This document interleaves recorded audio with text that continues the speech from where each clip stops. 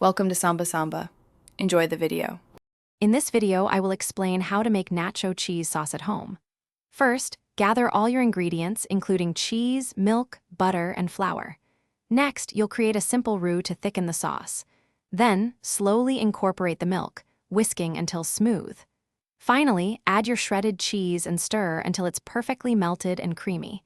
It's a simple process for a delicious result. For the best nacho cheese, you'll want about 8 ounces of a good melting cheese blend, like sharp cheddar and Monterey Jack. You'll also need 2 tablespoons of unsalted butter and 2 tablespoons of all-purpose flour to create your roux.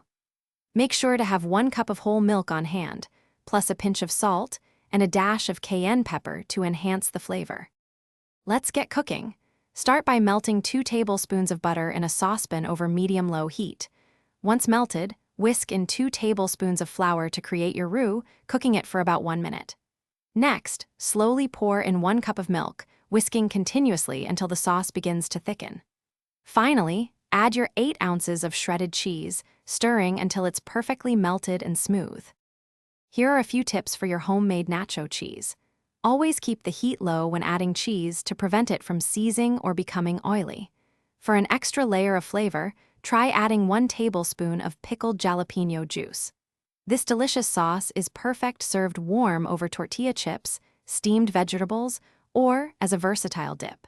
Store any leftovers in an airtight container for up to 3 days. Thanks for watching. Consider subscribing if we helped you.